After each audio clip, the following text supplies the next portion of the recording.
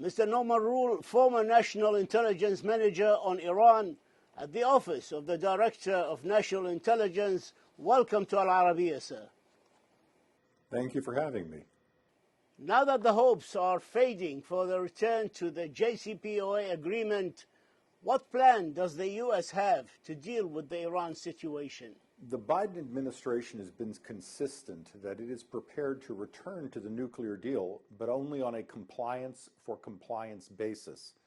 Iran has been attempting to pressure the West into additional concessions by raising the size, scale, and scope of its nuclear program. At present, Iran is now enriching uranium to a point where only those states who already possess nuclear weapons are undertaking. That doesn't mean it has a nuclear weapon or that it will build one, but it means for the United States and its partners must consider what steps, likely in terms of additional sanctions and diplomatic pressure, must be undertaken to constrain Iran's activity. What about the West, who are offering as well the compliance for compliance? Is that even possible in the face of Iran defiance and aggressive behavior in the region? It is certainly possible that nuclear sanctions will be lifted as soon as Iran demonstrates that it has reversed or has begun to reverse in a meaningful way its nuclear activity, and then place that activity under the constraints and surveillance supervision of the nuclear deal. However, Iran's support for terrorism, its missile program, and its other activities means that the sanctions relating to that aggression will be maintained. And that will constrain the economic benefits I think Iran hopes to achieve.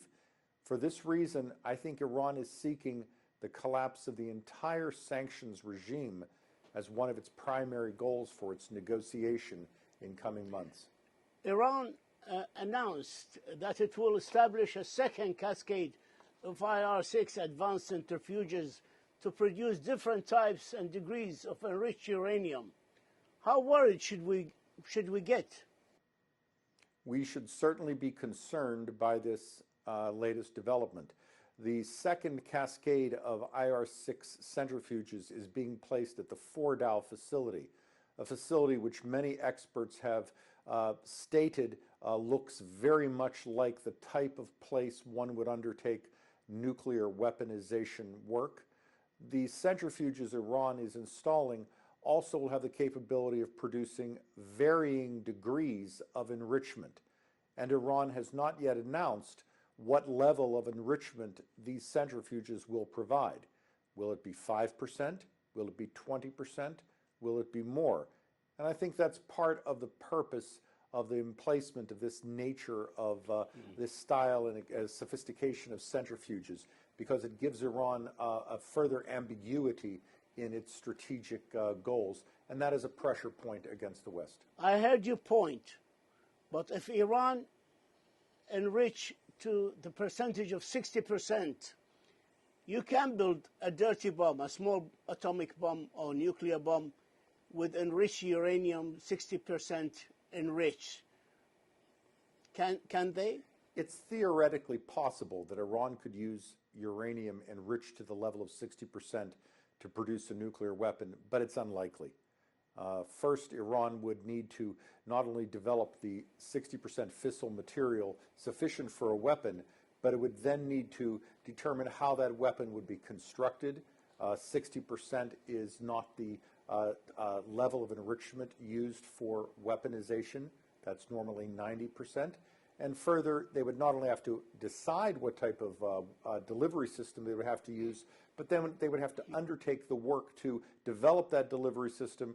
Do they test the delivery system? Do they test the weapon?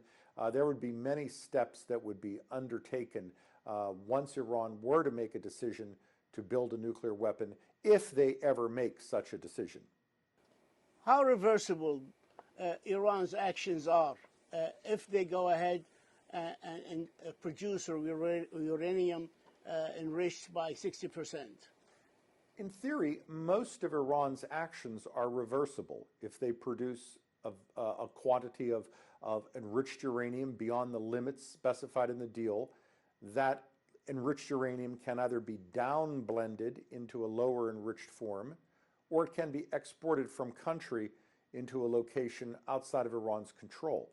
Likewise, the centrifuges that it has established, which are beyond those suggested in the deal, those can be taken down, dismantled, stored, or taken out of country. What can't be taken back from Iran will be the lessons and experience it has learned in this time. So the most significant danger is that Iran develops knowledge and experience that it would retain, that it would be able to use should it ever decide to break out into a weaponization effort. What if the Iranian split the enriched uranium they manufactured during this period, giving them the basis for an Iranian covert nuclear program? Well, certainly the International Atomic Energy Agency has made its concerns known that Iran's dismantling of cameras reduces the agency's ability to monitor that program. However, the cameras that remain in place and the access inspectors currently have would allow them to detect such an activity. Even if, however, Iran split the quantity of its enriched uranium and took a portion to a clandestine site, it would still need to undertake the weaponization activity to build a nuclear weapon, to attach that weapon to a delivery system such as a missile, and it is likely that those activities would also be detected by the West. How about splitting the more advanced centrifuges? What if Iran decides to send some of them into smaller installations underground, creating once again the basis of an Iranian clandestine nuclear program? That is an excellent question. As Iran develops more advanced centrifuges, they are in essence developing centrifuges that have a much smaller physical footprint. And it is important that not only the IAEA be able to monitor the number of centrifuges they currently have in place, but to monitor the manufacturing capability of additional centrifuge components, because if they are producing more components than they are using in their declared facility, that would be a strong indicator that perhaps a covert program exists. If Iran were to dismantle or remove some of their existing centrifuges, they would have to explain the location of those centrifuges to the IAEA, and their refusal to do so would raise deep concerns within the West. Why do you and some other experts believe that Iran does not have a covert nuclear program at the time being? The level of oversight, of surveillance by the international community through the access of the International Atomic Energy Agency is unprecedented. It is significant, it is vast, and it is routine. Because of the nature of that surveillance by international experts and their understanding of Iran's capacity to produce centrifuges, enriched material, and to monitor that production, that allows the international community a greater level of confidence that a covert program does not exist. Is the Iranian policy of defiance sustainable in the long run? If Iran chooses to limit its nuclear activities to a gradual approach towards weaponization, but not actually undertaking weaponization itself, Iran will be able to sustain a program of defiance for some time. It is not that the international community is comfortable with Iran's actions or even believes that the nuclear deal is perfect, but the international community does recognize that the options outside of the nuclear deal are worse, and Iran will want to hold that threat over the international community as it attempts to shield itself from sanctions on its support for militias, its support for terrorism, its provision of ballistic missiles to the Houthis, and Lebanese Hezbollah and other rogue state activities, to include the suppression of human rights against Iranian citizens. Israel is intensifying its campaign to thwart Iran nuclear missile and drone programs. What effect the new elections in Israel will have on these efforts? Are all governments in agreement, whether it's present or the new government coming after the elections, are they going to sustain the same policy towards Iran? It is highly likely that any new government in Israel will be consistent with past Israeli behavior regarding Iran, and that is to view Iran as a potential strategic threat, as an aggressive nation, and to do what it can to limit the likelihood that such aggression could be successful. I think the question becomes, how will the next Israeli government maintain its public posture in that regard? Prime Minister Netanyahu was much more confrontational with the international community in the West in explaining his approach to Iran. Prime Minister Lapid was far less so, but nonetheless, the practical measures they undertook to demonstrate that they would not tolerate an Iranian nuclear weapon were almost identical. One of the problems is Iran's aggressive behavior in the region, and it's a big problem for the countries of the region. What plan does Iran, in your opinion, have for its proxies in the region? I believe future historians will describe Iran's proxy activity in the region and its involvement in the political affairs of its neighbors and the violence in the region as one of the most consequential actions of recent years. Iran's role in the region has exacerbated conflicts.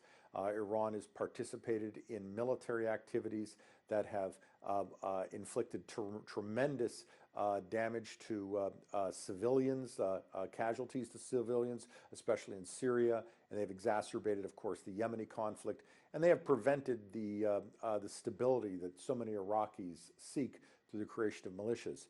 In coming months, however, as these conflicts die down, Iran will approach its militia posture differently.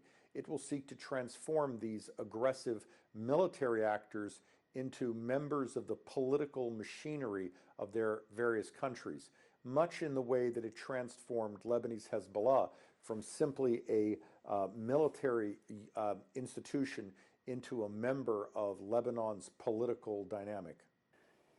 Time has caught up with us. I have two fast questions. Some say Iran is benefiting a great deal from the conflict in the Ukraine. Can you tell us your views on this subject and why? Iran has certainly been able to use the conflict in the Ukraine as a way of ensuring to itself that the international community will not be united against it.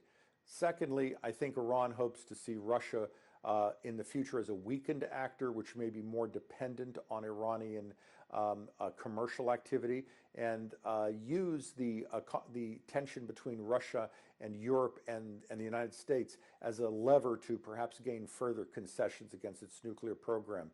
In the short term, Iran will adopt a wait-and-see approach as to how it defines this conflict. This said, I should note that Iran has been unsuccessful in selling as much oil to China as it did in the past, because Iran is now facing Russian deep discounting of its own oil, which Iran cannot match, and therefore much of the oil it used to sell is sitting in storage on ships. With inflation rates of more than 40% in Iran, can we expect another hot summer of demonstrations, protests in Tehran and other parts of Iran? And will the Biden administration show a more proactive support towards the protesters in Iran this time? It is highly likely that protests in Iran will continue to grow throughout the country as a result of Tehran's economic mismanagement, environmental problems, human rights issues, as well as the impact of international sanctions. As to the international community's response, to include the Biden administration's response, I think there is sometimes a reluctance in the West to appear too supportive of protests, because Iran then uses that public support to say that the protests are Western fabrications, or that the protesters are tools of the West, when in reality they are just Iranian citizens voicing their genuine frustrations with a regime that does not represent their interests. Mr. Norman Roule, our time is up, but if there's anything important I omitted to mention, please go ahead. No, I think you did your usual superb job. You ask very good questions. You ask the type of questions that U.S. senior policymakers have asked me in the past. Your questions are really quite precise. Thank you, sir, for your kind words. Mr. Norman Roule, former National Intelligence Manager on Iran at the Office of the Director of National Intelligence, thank you for this exclusive interview, and thank you for your insight. Thank you, sir. My pleasure, and thank you for the opportunity to speak.